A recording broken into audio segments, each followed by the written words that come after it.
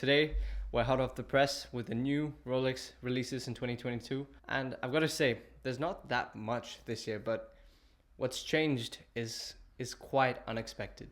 Now let's start off with the GMT Master II because that's most definitely the hottest release and also the most distinct release this year. Not just because of the green in the bezel, but the fact that it's left-handed this time. So the crown is on the left side of the case, and so the date window is also on the left side along with the cyclops.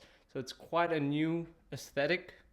Well, it's not a new aesthetic, but for the GMT Master II, it's quite an unexpected aesthetic. Maybe the people over at Rolex are kind of having fun with that. Now, how do I feel about the crown being left-handed? Now, so I don't quite understand the purpose of this. So wearing a left-handed watch on the left is kind of like me wearing the watch on the right. I can't really set the time conveniently, at least, because it's just not ergonomic to set the time like this. So I have to take the watch off. That's a disadvantage, and that's going to be the same when you have a left-handed watch on the left. Typically the crowns are on the right hand side when people wear their watches on the left in order to be able to set the time while wearing the watch, and that is kind of the purpose of a GMT. Yeah, that would make a lot of sense on a GMT function watch, and therefore it's been that way. But to have this left-handed configuration, also called destro means right in Italian, but that actually translates to the crown being on the left side of the watch because it's for right-handed wearers essentially. So a lot of people that like to wear their watches on the right, so perhaps left-handed people who wear their watches on the non-dominant hand, would benefit from having the crown on the other side, like this new GMT. Personally, I don't like it myself, even though I wear it on the right. I just don't like the aesthetic of having the crown on the left, and I'm fine with the sacrifice of having to take off the watch to set the time. Now, do you like this? I think the majority of people would have preferred having a regular configuration with the black and green bezel. But the configuration, is it all that unexpected? Well, not really. Thanks to their teaser video, most people have been aware for the last few days that this is most likely the new bezel configuration.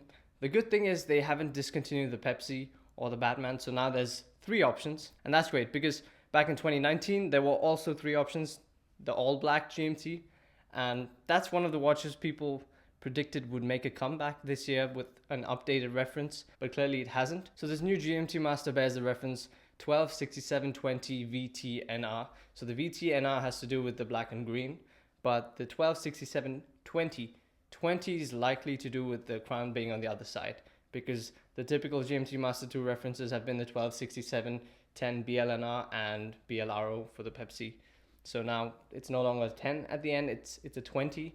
Now I think you could attribute that to having the crown on the other side. Now I don't know if this is a new theme that Rolex plans on introducing to more watches going down the line, because to have a designation in your reference means that you can replicate it further along the line. So maybe that's a hint, maybe it's not. It's up to interpretation. The other thing interesting about this new GMT Master, and well, all the GMT Masters, is that they've retained the 40mm case size. And there was a lot of speculation that 41 would be introduced like they did with the Submariner and the new Oyster Perpetuals, well, 2-year-old Oyster Perpetuals. But I'm glad they've stuck to the 40 size. I don't think they need to make everything 41. Is there anything more to say about the new GMT Master?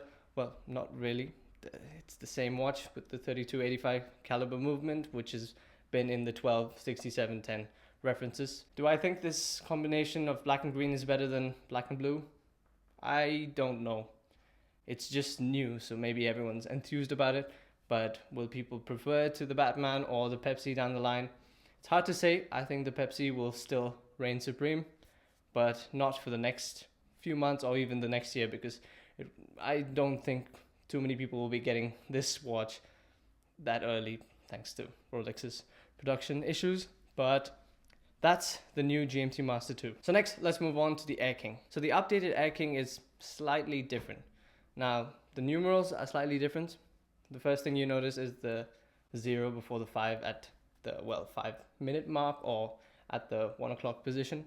Now, the overall layout, that changes the structure. Now, there's also crown guards, which previously didn't exist on this case format. The updated reference with the newer movement, that's good. But still, it's not vastly different from the previous Airking.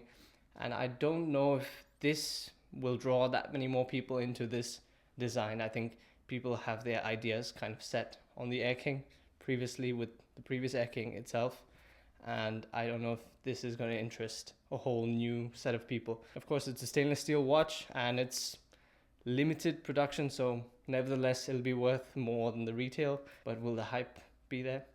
Can't say. I don't see it as something vastly different. I think it's the same thing. For those of you who are much more particular and pedantic, you can argue that, oh, they've made the right changes in the design and now it looks, overall it's a better aesthetic, but to me it's kind of the same thing. One interesting change is the change of the reference to the James Cameron. So the 12-660, so the 44mm Deepsea, they've changed it to the 13-660. So there's been a reference change, but as far as I know, I don't think they've changed anything else with the watch. Now, what are your thoughts on these new releases? It's not all of the new releases, of course, but I've highlighted the ones that are, I guess, most interesting and most intriguing and most hyped. So let me know what your thoughts are. Do you find the new orientation of the crown weird, or do you like it this way? Are you glad they introduced this?